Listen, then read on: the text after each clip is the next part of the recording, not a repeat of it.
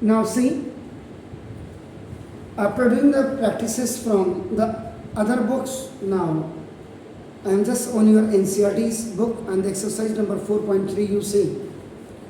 इसमें जो first question है वर्ड प्रॉब्लम्स का आपकी एक्सरसाइज में, जो एनसीईआरटी की किताब है, the sum of the squares of 3 consecutive natural number is 110, determine the numbers. इसमें एक चीज़ आप बिल्कुल क्लियर कर लीजिएगा कि सॉल्यूशन से पहले अगर आपका देखो स्पेशल नोट में आपका if 3 consecutive natural numbers,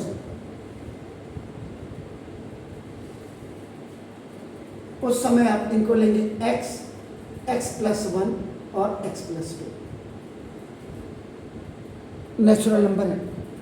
natural number वैसे भी अगर आप देखेंगे ये n बिलोंग्स टू ये नेचुरल नंबर्स, और नेचुरल नंबर्स आपका हमेशा स्टार्ट होते हैं 1 2 3 4 ऐसे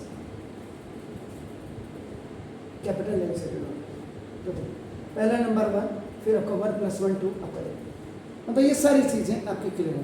यानी इसका मतलब इस क्वेश्चन में आपका 0 आ ही नहीं सकता है, नेचुरल नंबर है, याद रखिए। अगर वो by the way if we saying that आपका नाउ 2 कंसेक्यूटिव इवन नंबर्स अगर ओके, तो कई टीचर्स क्या करते हैं x और x+2 लेते हैं। मैं बिल्कुल इसमें I am not agree with them, क्योंकि अगर बाई द क्वेश्चन में आपका x आपका 0 आ जाता है तो 0 0 + 2 आपको 2 कंसेक्यूटिव इवन नंबर्स बोला है, और आपका नाम आप क्या करेंगे, इसको काट करके आपका नाम आप क्या करेंगे x+2 और x+4 लेंगे, क्योंकि अगर बाई द वे आपके क्वेश्चन में x 0 आता है तो 0 + 2 आपका क्या हो गया 2, और 0 + 4 आपका 4 आ गया। तो फर्स्ट 2 नेचुरल आपकी जो इवन नंबर है वो आपकी। अगर बाई द वे आपको कहते हैं 2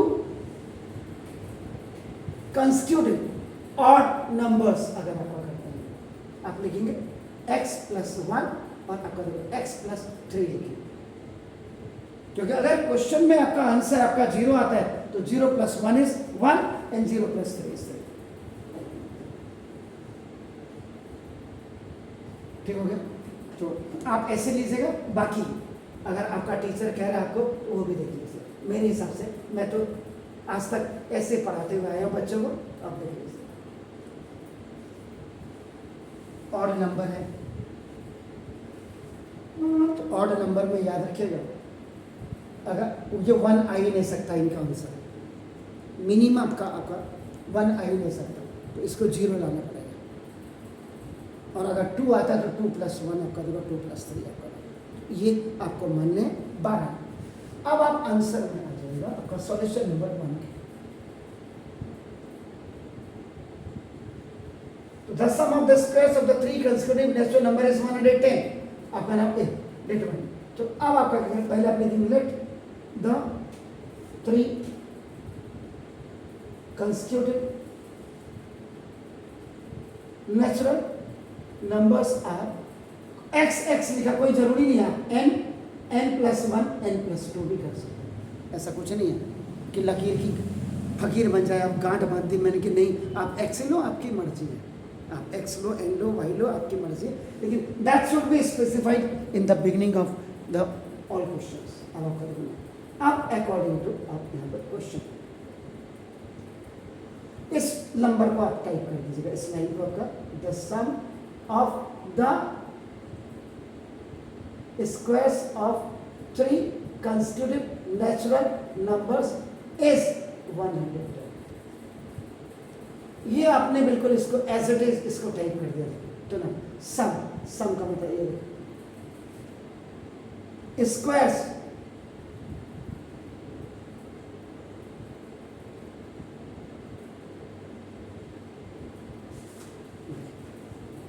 the sum of the squares of the 3 consecutive natural numbers are आपका देखो 110। ये आपका यहाँ पे इन दोनों में a + b का whole square is equal to a² + 2ab और +b² कर दिए। यहाँ पे a b आपका अगर आप बहुत ज़्यादा क्लियर चाहते हैं मुझसे, देखो a = x, b = 1, और दूसरे वाले में देखो a इज इक्वल टू आपका देखो x और b इज इक्वल टू आपका 2। इससे ज़्यादा क्लियरिटी आपको कहीं मिलेगी नहीं अगर आप चाहते हैं तो। बस ये देखो आपका x का square plus a plus b का whole square a square plus 2b और प्लस 2ab और प्लस b स्क्वायर होगा। देखो a स्क्वायर प्लस आपका देखो 4 और देखो आपका नाम देखो जिससे b स्क्वायर n है तो n लीजिए, x है तो x लीजिए, आपकी मर्जी है। देखो ये बिल्कुल क्लियर कर लो यहाँ पर। देखो दिस n, देखो this is n, this is n, this is n और दिस इज n, ऐसे बोलो 1। देखो दिस, तो ये आपका जो है इसको यहाँ पे पहला नंबर है तो नहीं भी लिखेंगे तो 3n square, this is plus 6n और प्लस 4 माइनस 110 ऐसे बोलो इसे। ये आपका दिस इज गोइंग आपका ना ऑन ओटी, ये ओटी का है प्लस 1 भी है, प्लस 1 भी है तो 5 होगा। अब आपका 3n square plus 6n minus 105 equal to इसे। देखो अब आपका 3 कॉमन लोएस्ट टर्म बना दीजिएगा तो देखो 3 आपका n स्क्वायर प्लस 2n और माइनस 3 3 सा तो ना n स्क्वायर और प्लस 2n और माइनस 35 इक्वल टू 0/3 ऐसे करो 0 मैं क्रॉस में now n square plus 2n और माइनस 35 इक्वल टू 0। यहाँ से आगे आपके पास कई मेथड है लेकिन अब आप जो है MTS और अपना क्वाड्रेटिक फॉर्मूले पे आप विशेष कर आपका फोकस करिएगा। अपने कोई भी क्वेश्चन आपका, एनी क्वेश्चन आपका which is done in this class आपका बाय MTS, घर जाके इसको क्वाड्रेटिक इक्वेशन में करो तो 2 क्वेश्चन तो इससे बन जाते हैं आपका।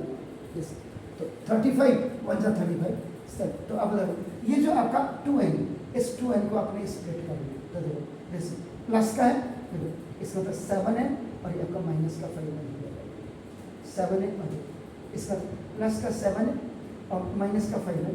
इससे बड़ा आपका प्लस या माइनस फिर भी 2 है और प्लस का 7 है और माइनस का 5 है। इससे बड़ा प्लस माइनस का मल्टीप्लाई माइनस का 35 माइनस का सर वो 2n होगा जी हाँ 2n ही है सर लेकिन प्लस का होगा। अब कई बार हम क्या करते हैं बच्चों को ये नहीं बताते, हमने कहा माइनस 30 ठीक है माइनस, जैसे मैंने अभी यहाँ बता दिया n और n square.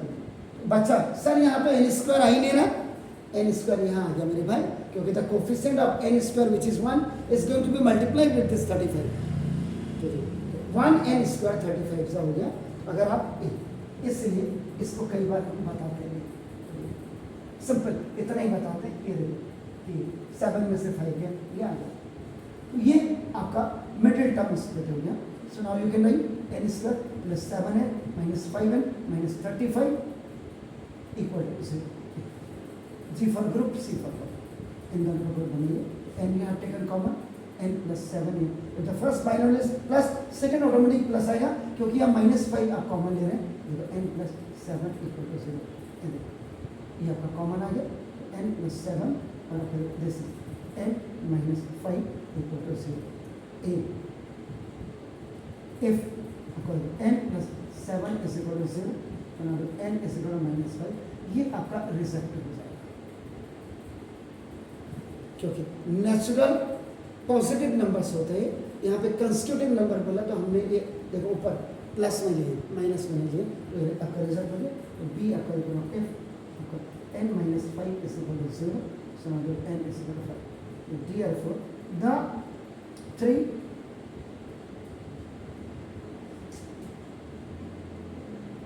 consecutive natural numbers are आपने क्या लेते हैं n plus 1 n plus 2 तो ये 5 plus 1 और देखो 5 plus 2 तो बहुत से 5 6 7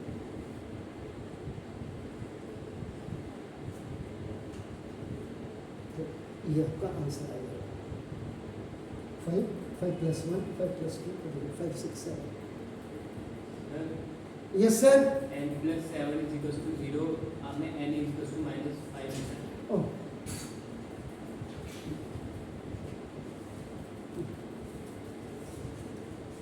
क्लियर है जी.